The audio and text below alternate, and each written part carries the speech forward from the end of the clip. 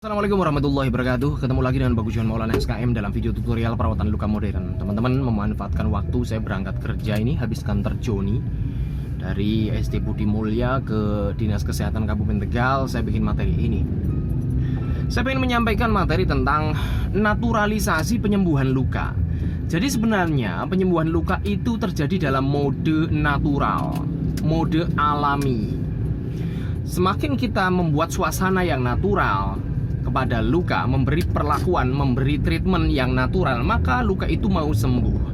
Kalau kita tidak menyediakan lingkungan yang natural, yang ekstrim, justru growth factor juga tidak akan tumbuh.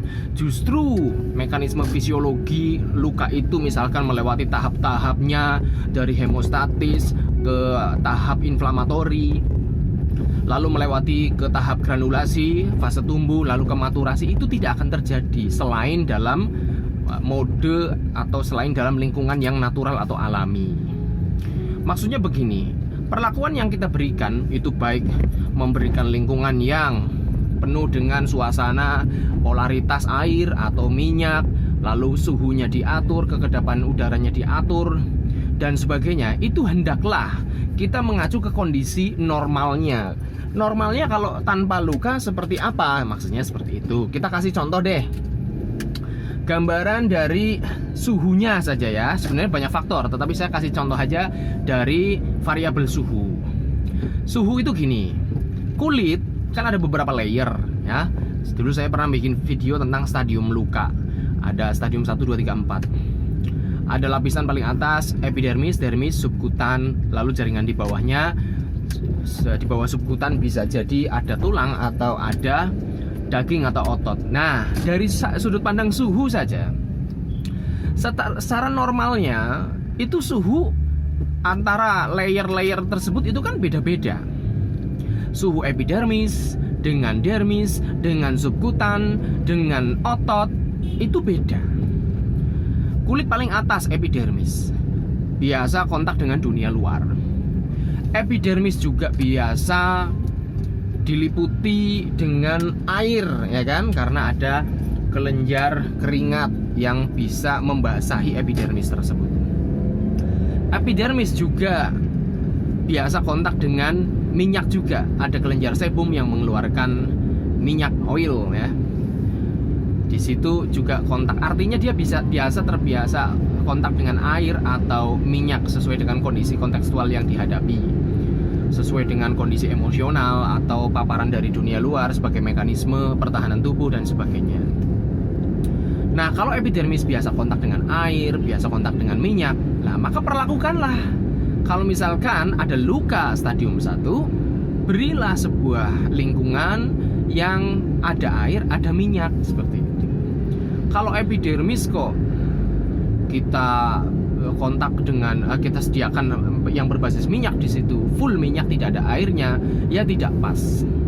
Kalau epidermis kita beri lingkungan di situ dikelilingi dengan air, full dengan air tidak ada minyaknya, ya tidak pas. Kalau kita kasih minyak yang bantat, minyak yang begitu pekat, minyak yang begitu padat, seperti misalkan Vaseline, ya kan, dengan ketebalan yang luar biasa tebal, ya itu terlalu over, terlalu bantat, terlalu polaritas minyaknya terlalu tinggi gitu. Jadi tidak pas, tidak natural bagi si epidermis gitu. Semakin ke dalam misalkan layer kedua, yaitu dermis, otomatis suhu dermis itu lebih tinggi daripada epidermis.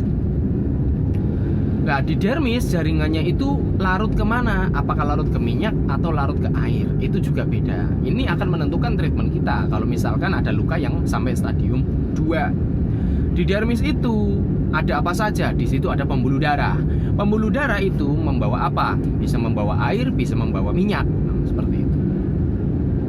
Suhunya lebih tinggi, suhunya lebih hangat, lebih panas si dermis daripada epidermis. Semakin ke dalam lagi jaringan subkutan. Jaringan subkutan itu apa? Jaringan adiposa, jaringan lemak. Lemak itu ya minyak, ya kan? Itu bisa satu homogen, bisa homogen sifatnya dengan minyak. Otomatis berarti sifatnya adiposa itu juga panas, hangat. jaringan adiposa subkutan itu lebih panas, lebih hangat, suhunya lebih tinggi daripada lapisan kedua yaitu dermis. Masuk ke dalam lagi.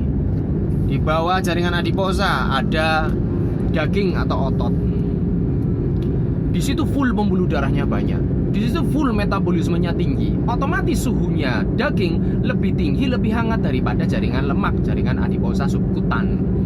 Nah, itulah mengapa saat kita memberikan treatment beda perlakuan kalau misalkan ini lukanya sampai stadium 4, sampai stadium kita mengenai jaringan daging atau otot, atau bahkan lebih dalam lagi misalkan sampai bone expose atau tulangnya terbuka. Lah tulang biasa diliputi oleh apa?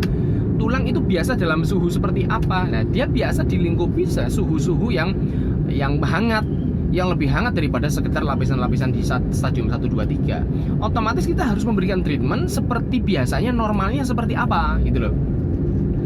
Kalau kita menyediakan lingkungan yang ekstrim, misalkan nih luka dibuka saja, diangin-anginkan saja biar cepat kering. Nah, pertanyaannya dengan diangin-anginkan seperti itu, apakah iya cocok untuk semua stadium? Ya kan? Kalau Anda menganggap bahwa diangin-anginkan itu pasti lebih baik daripada dibalut, itu berarti Anda menganggap semua layer itu sama sifatnya. Bahwa epidermis itu Anda samakan dengan dermis, dengan subkutan, dengan lapisan stadium 4 yaitu otot, daging dan tulang. Apa iya mereka siap menghadapi cuacana yang ekstrim seperti itu yang biasa dihadapi oleh epidermis? Tentunya Tuhan menciptakan beberapa layer seperti itu, sifatnya karakteristiknya beda, otomatis mekanisme menghadapi dunia luar itu berbeda-beda, naturalnya beda-beda, kondisi alamiahnya beda-beda.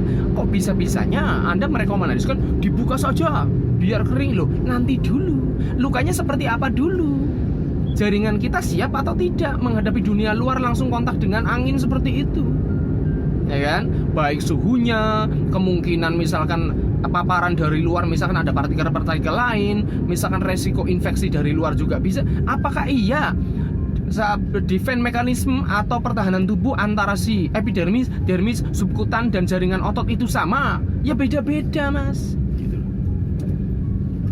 Atau misalkan Anda menyamaratakan, udah luka yang penting kompres menggunakan kasa yang direndam pakai NaCl, dikompres NaCl dan kasa misalkan. Loh, nanti dulu Mas, kok Anda menyamaratakan seperti itu? Kalau NaCl infus itu kan berarti air.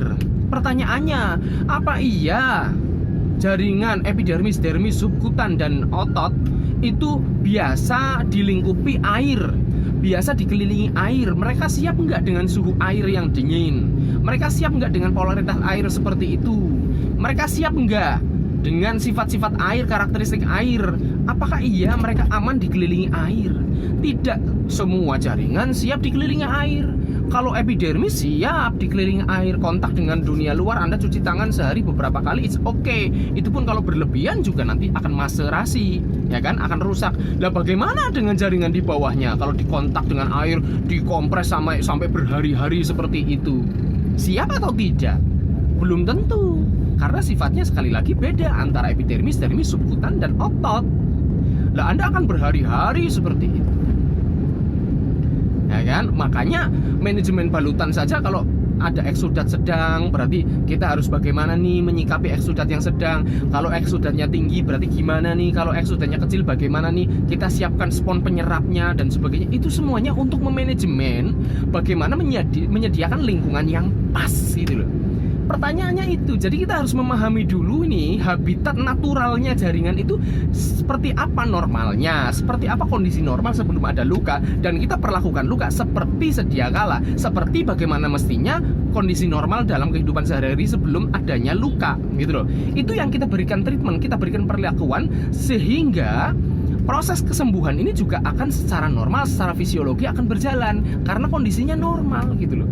Kalau kita menyediakan lingkungan yang ekstrim, yang belum tentu cocok, yang tidak seperti habitat normalnya, bagaimana tubuh ini akan fokus ke tumbuh, dia akan fokus ke memerangi, mempertahankan tubuh dari lingkungan yang ekstrim itu. Bukan fokusnya untuk tumbuh, tetapi malah untuk melawan dunia luar yang ekstrim, yang suhunya nggak pas, yang polaritas air minyaknya nggak pas, yang ada paparan udara dari luar kontak itu nggak pas, belum siap menghadapi udara seperti itu. Misalkan kayak bone expose, tulang berhadapan dengan udara, apa yang akan terjadi? Ya pengeroposan tulang lah, ya kan? Tubuh akhirnya bukan fokus ke tumbuh, tapi untuk bertahan hidup karena menghadapi lingkungan yang ekstrim, gitu ya guys. Jadi intinya penyembuhan itu akan terjadi dalam mode natural, alami. Semakin Anda memperlakukan kulit ini dengan normalnya, dengan naturalnya, dengan habitatnya, maka kesembuhan akan semakin cepat terwujud. Tetapi jika Anda menyediakan lingkungan yang ekstrim, yang tidak natural, maka jangan harap kesembuhan luka itu akan terjadi dengan cepat.